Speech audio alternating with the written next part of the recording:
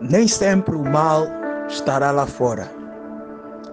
Nem sempre o mal nos encontra a partir de fora. Ele muitas vezes convive conosco e o mal consegue nos alcançar a partir de dentro. Nós estamos no dia 11 de novembro e estamos estudando o Evangelho segundo escreveu Lucas, capítulo de número 12. Satanás entrou na vida de Judas. Judas deixou-se tentar por Satanás e por isso Satanás conseguiu fazer com que Judas perdesse a noção das coisas. Judas perdesse a clareza da palavra de Deus.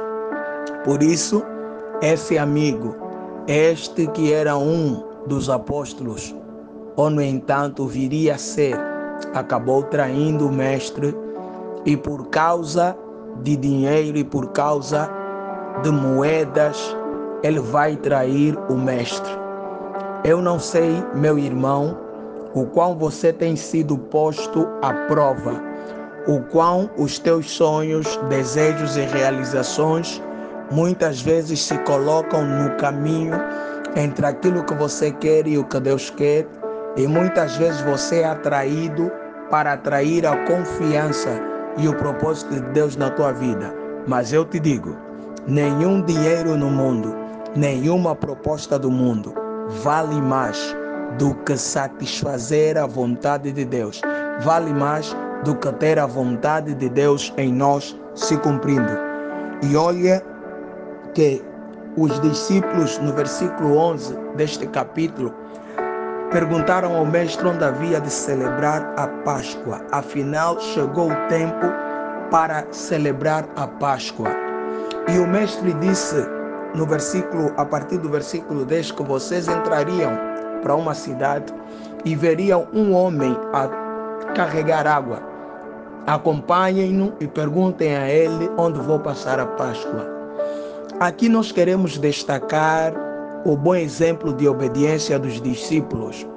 Sabe por que houve bom exemplo de obediência? Porque não era normal para o homem transportar água. Transportar água e buscar água no poço era trabalho de mulher e não de homem. Logo, eles poderiam retorcar, mas mestre, um homem carregando água, mas eles não retorcaram. E o que acontece é que quando vão ver aquele homem, eles fielmente seguiram-no e fizeram exatamente o que o mestre mandou fazer. A minha oração e o desejo profundo do meu coração é que você, meu amado irmão, você, minha amada irmã, tenha essa capacidade e essa disposição para obedecer a Deus sem questionar, sabendo que Ele sabe e conhece todas as coisas e quer sempre o melhor para nós. O mestre vai então instituir a Páscoa. Ele parte o pão simbolizando o seu corpo e o vinho simbolizando o seu sangue. Os dois elementos, na verdade, essenciais para a vida humana.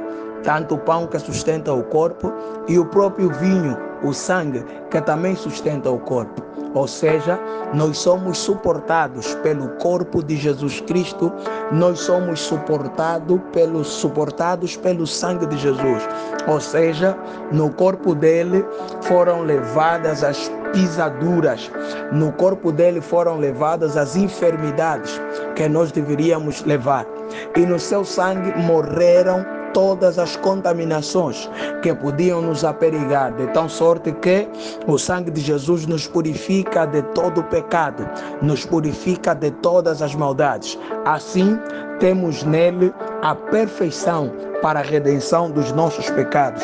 O mestre está a dizer no versículo 19, façam tudo isto em memória de mim. Antes, quando eles pensavam na Páscoa, eles se lembravam de tudo que sofreram no Egito. Eles lembravam-se da dor, da escravidão e lembravam-se do sacrifício, onde Deus pediu que colocassem a marca do sangue e todos os egípcios adultos e não adultos que fossem primogênitos foram levados, mas os hebreus que tinham sangue permaneceram com seus filhos primogênitos. Mas agora há um filho primogênito que não vai permanecer. Há um filho primogênito que terá de dar a vida pelos seus irmãos. Antes eram os egípcios que morreram, mas agora é o Filho do Deus vivo como primogênito que vai morrer.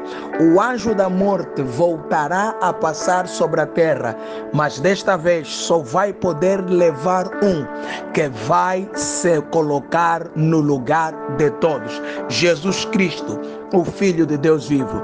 Eu sinto a presença de Deus enquanto falo, enquanto prego, e eu sei que você, meu irmão, minha irmã, que está tendo contato com esse áudio, que está tendo contato com esse som, também pode sentir essa presença. Lá no Egito, foram os filhos dos egípcios primogênitos que tiveram que ser ceifados, e eles se lembravam desta maneira do que Deus teve que fazer para livrá-los da escravidão. Mas agora o mestre está a dizer: façam isso em memória de mim. Ou seja, agora é um dos hebreus que vai morrer, mas é o principal dentre todos, que vai representar a todos. Então, quando vocês se lembrarem, não se lembrem mais com as tristezas do Egito. Lembrem-se com a alegria do sacrifício que estou fazendo, para que vocês saibam que num dia como este, num momento como este de Páscoa, vocês estarão celebrando não uma derrota, mas uma vitória, porque foi em época como esta que eu dei a minha vida em favor de vocês. E é nisso que nós refletimos em todo abril, que o Cordeiro morreu por nós e deu-nos a vida. Já não somos mais escravos do medo, já não somos escravos dos nossos pensamentos, já não somos escravos das nossas limitações. O Cordeiro morreu e nós fomos restaurados e transformados para a glória do seu santo nome. Quão grande é o nosso Deus! E olha aqui, você vai acompanhar a partir do versículo 24, 30. Nesta noite, vocês vão ver uma coisa que nunca viram.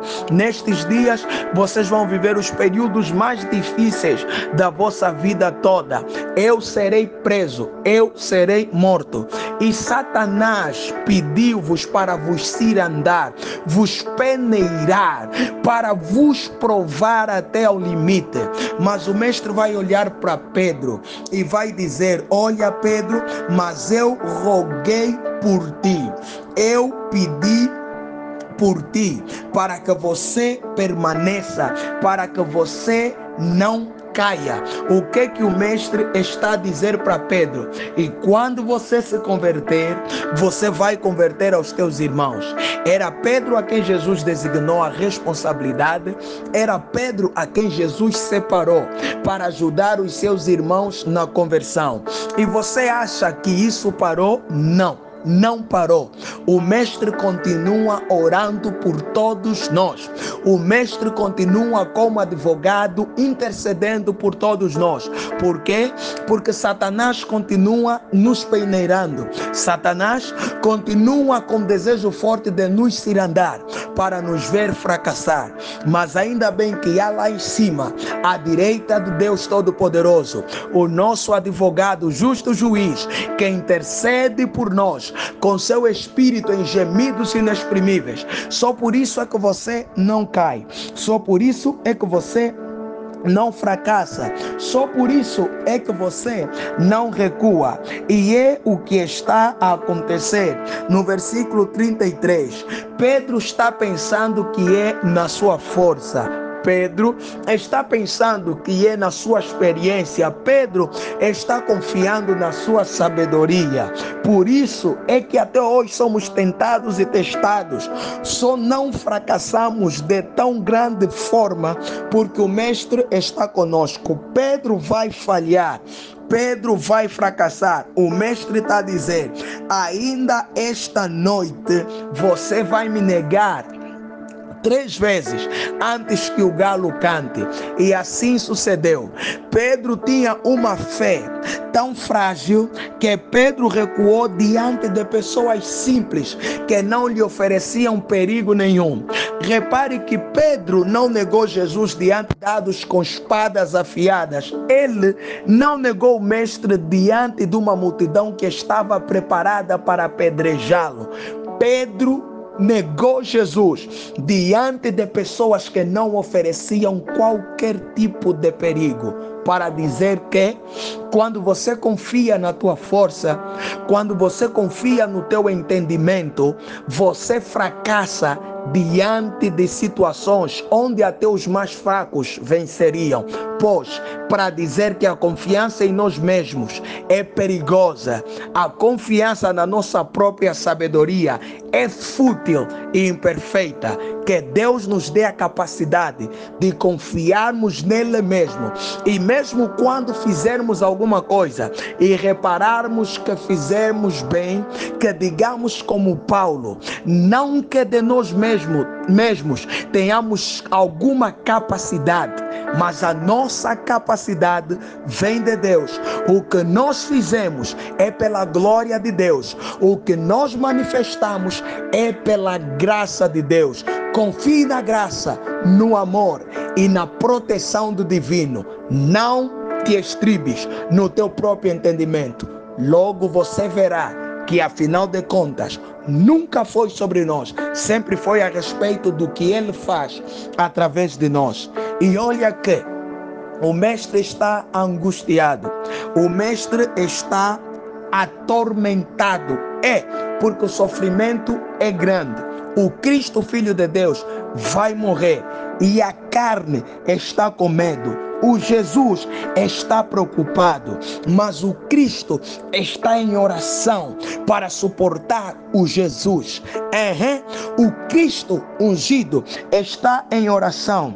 E o que está a acontecer? Um anjo veio suportá-lo, convencendo-o e lembrando de que seu sacrifício vai valer a pena. Meu irmão, não importa o tamanho do sofrimento que você esteja passando, olha o versículo 43.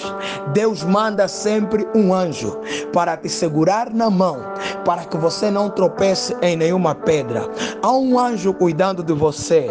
Por isso, em meio a tantos problemas, você não abandonou a fé, porque há um anjo a te lembrar que o teu sacrifício não é vão no Senhor, e nele você vai alcançar a vitória. Pois é verdade.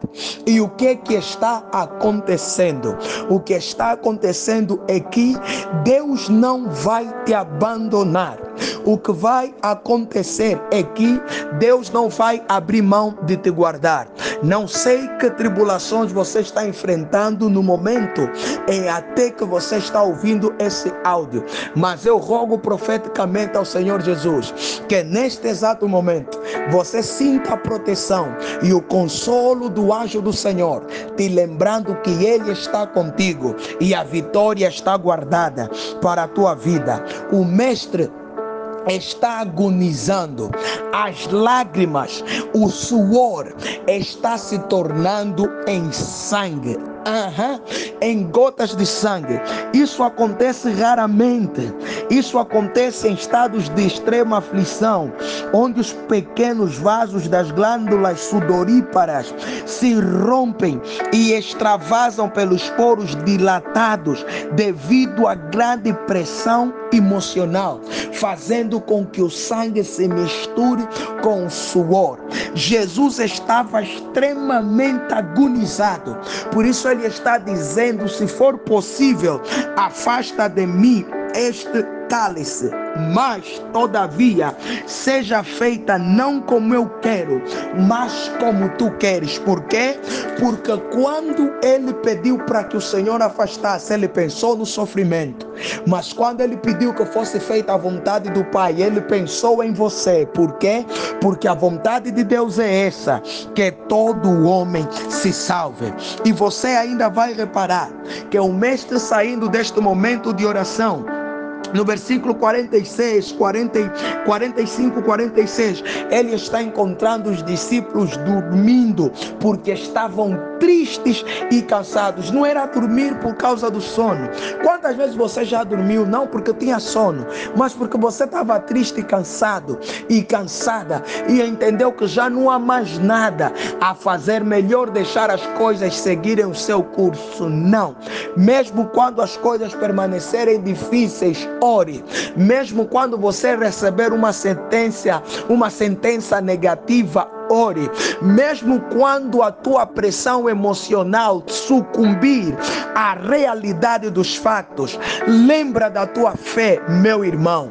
Lembra da tua fé, ó minha querida irmã. O mestre está aconselhando: orem para que não entrem em tentação. Ou seja, quando você está na aflição, mas está em oração, as coisas ainda são mais fáceis de suportar. Porque se você já está sendo afligido e para misturar a isso você para de orar, então você vai conhecer uma grande queda, uma grande dor e uma grande humilhação que você não teria experimentado se você permanecesse em oração.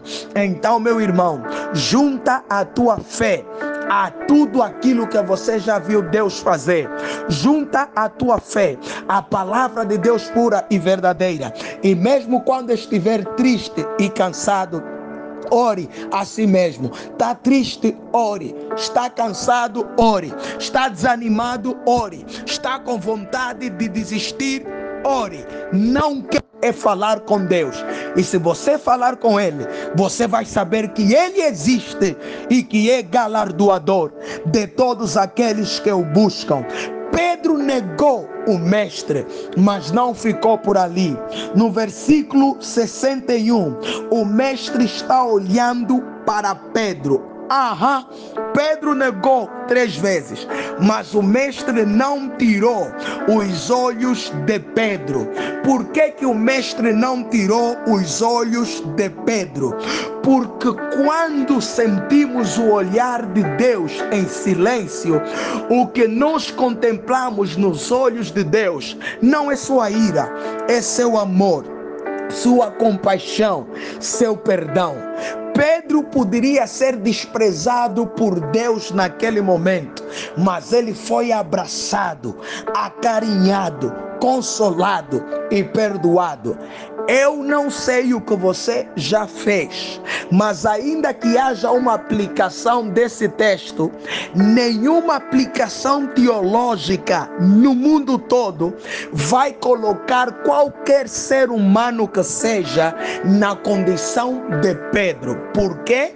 Porque Pedro literalmente conviveu, comeu com Jesus e dormiu ao lado de Jesus. Então, por mais aplicação que nós venhamos a fazer, nossa exigência não chega para ser igual àquilo que Pedro fez. Ou seja, literalmente, Pedro negou Jesus. E a minha pergunta é: meu irmão, que pecado é que você cometeu que vai comparar ao pecado de Pedro? Não sei, mas atrevo-me a dizer nenhum, para dizer que, apesar deste tamanho pecado, Pedro foi perdoado. Eu não sei como está a tua relação com Deus. Não sei o que a vida e Satanás têm tentado plantar no teu interior a respeito de algum pecado que você tenha cometido. Mas eu digo, todo pecado pode ser perdoado. Se você sente que pecou, você não blasfemou contra o Espírito, então você pode ser perdoado. Meus irmãos, havia um homem, ele tinha cometido diversos crimes e ele havia ido para a cadeia. E quando ele foi para a cadeia, este homem estando lá na cadeia, sabe o que ocorreu? O rei disfarçou-se, neste caso de pastor. O rei, que também era juiz naquela cidade, disfarçou-se de pastor e foi com a Bíblia visitar este jovem. Ele, estando disfarçado, pediu para falar com aquele jovem. O guarda informou ao jovem que alguém o queria ver. E quando ele viu que era um pastor, ele começou a blasfemar, ele começou a desprezar, ele não quis saber, mas o pastor lhe disse: olha, ouça-me só por um instante, eu tenho algo para oferecer a você. O jovem disse: não há nada que você tenha para me oferecer que eu queira, então vá embora. E o jovem foi embora. E o guarda veio totalmente chateado, totalmente passado da cabeça e perguntou: o que é que você fez, seu louco, seu tolo, seu desajeitado? Ele perguntou: o quê? Eu estou condenado à morte, acha que eu quero ouvir a palavra de Deus? Acha que Deus me pode salvar?